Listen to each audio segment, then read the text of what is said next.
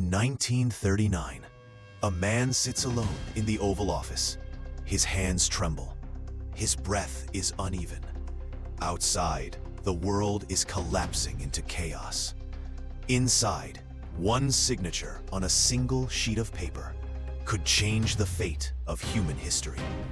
He closes his eyes and whispers, "If this fails, God help us all." He was the most powerful man in the world, and yet he could barely stand on his own legs. This is the unbelievable story of Franklin Delano Roosevelt, the president who refused to break. The president who couldn't walk. In 1921, at age 39, Franklin Roosevelt was struck by polio. Overnight, he lost the ability to walk. Doctors said his career was finished.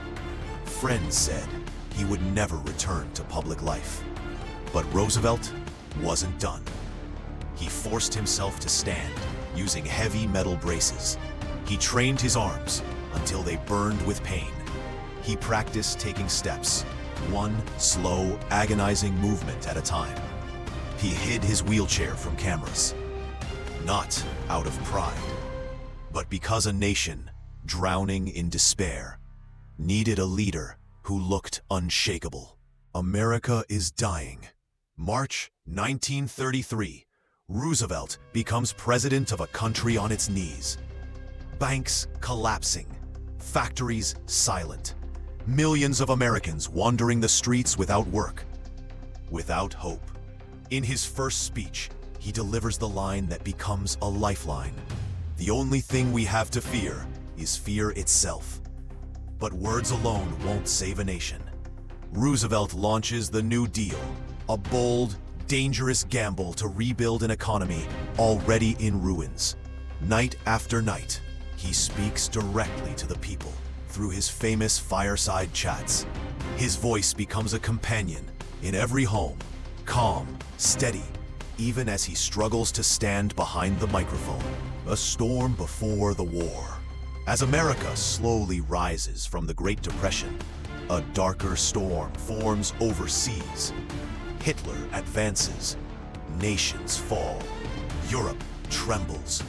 Roosevelt sees the danger before anyone else. But America is tired of war. Congress demands neutrality. So FDR walks a razor's edge, sending weapons to Britain, aiding allies in secret, stretching the law further than any president before him.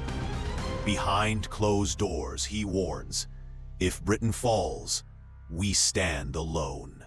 Every choice is a risk. Every decision could push America into war. The night everything changed. December 7th, 1941. Morning peace is shattered by a single radio broadcast. Pearl Harbor has been attacked. Roosevelt, older, exhausted, fighting constant pain, rolls into his office. His advisors watch in silence as he grips the podium, forces himself upright, and prepares to face the nation. With a voice carved from steel, he declares a date which will live in infamy. In that moment, the man who could not walk leads a nation into war. The pressure of war crushes even the strongest men. But Roosevelt pushes forward. He meets Churchill in smoke-filled rooms. He negotiates with Stalin in endless, exhausting conferences. He guides generals, moves fleets, approves strategies that will decide the survival of the free world. And through it all, his health collapses behind the scenes. His heart weakens. His body fails. Doctors beg him to rest. He refuses. Roosevelt tells his inner circle only once, "I must finish this. The world cannot fall apart again." Pause. The man who held the world together. April 1945. Just weeks before Allied victory, Franklin Delano Roosevelt takes his final breath. He never lived to see the end of the war he helped win. but his legacy did. Social reforms, a rebuilt America, and an international order designed to prevent another world catastrophe. He was a leader who could not walk, yet he carried the weight of a broken world on his shoulders. Franklin D. Roosevelt, the president who refused to break.